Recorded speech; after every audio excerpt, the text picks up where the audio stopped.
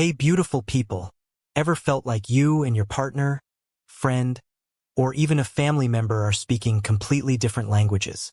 You ask, "What's wrong?" And they reply, "Nothing, I'm fine," but their body language screams otherwise. Or maybe they say they're just tired, but you sense a deeper hurt. It's like there's a secret code, and you just don't have the key. If you've been there, feeling confused, frustrated, or misunderstood, then you're in the right place. Today, we're diving deep into emotional intelligence, that superpower that helps us understand not just what people say, but what they really mean, transforming our relationships from confusing to deeply connected. Let's start with the obvious.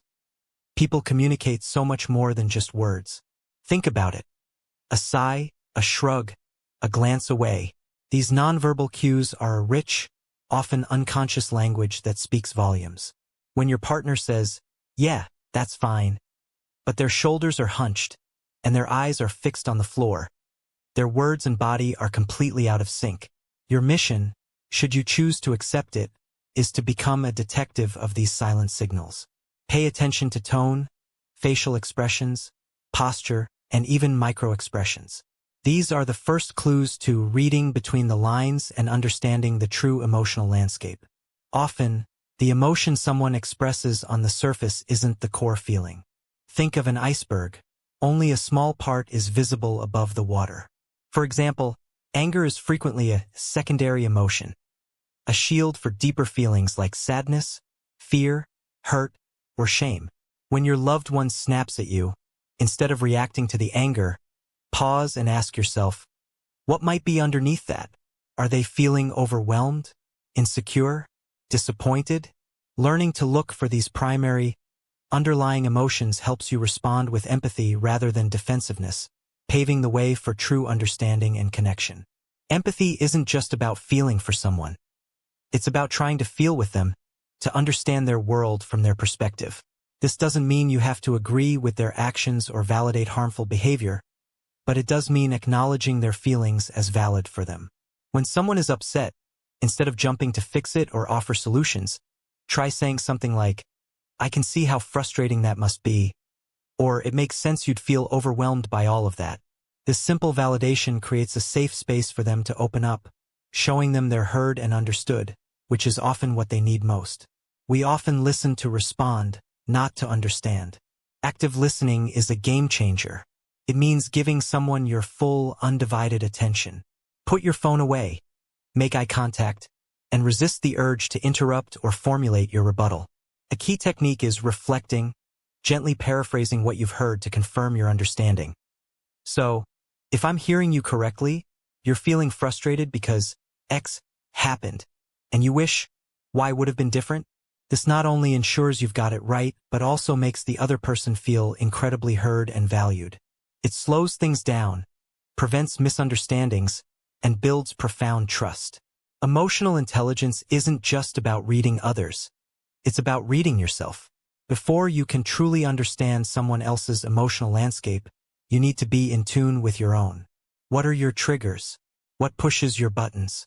When you feel that surge of anger or the pang of insecurity, can you pause and identify what's truly going on inside you? Practicing self-awareness allows you to regulate your own reactions, respond thoughtfully instead of react impulsively, and communicate your needs clearly. This inward journey is foundational. You can't truly empathize or communicate effectively if your own emotional volume is too high or too low. Now that you're tuning into both your own and others' emotions, how do you express yourself effectively without creating defensiveness? The answer lies in I statements. Instead of, "You always make me feel ignored," try, "I feel ignored when specific action happens because I need specific need." This shifts the focus from blame to your own experience, making it easier for the other person to hear you without feeling attacked. Be specific about the behavior you're feeling and your underlying need. This technique fosters understanding, invites collaboration, and reduces conflict because it clearly articulates your inner world. Misunderstandings happen even with the best emotional intelligence. The key isn't to avoid conflict, but to learn how to repair it effectively. This involves taking responsibility for your part, even if it's just your reaction, and offering a genuine apology. I'm sorry that my words made you feel insignificant. That wasn't my intention, and I regret the impact they had. Then, focus on reestablishing connection. Ask, what can I do to make this right? Or, how can we move forward from this? Repair isn't about erasing the past, but about strengthening the bond by showing you value the relationship enough to mend it thoughtfully and intentionally. Mastering emotional intelligence is a journey, not a destination. It's about cultivating a deeper awareness of ourselves and others, allowing us to build relationships rooted in understanding, empathy, and genuine connection. Start small. Practice observing body language. Ask, what's beneath that? And articulate your feelings with I statements. These skills aren't just for your romantic partner. They transform every relationship in your life. Embrace this journey and watch as your connections deepen, your communication clarifies, and your life becomes richer. You have the power to read between the lines and build truly extraordinary bonds.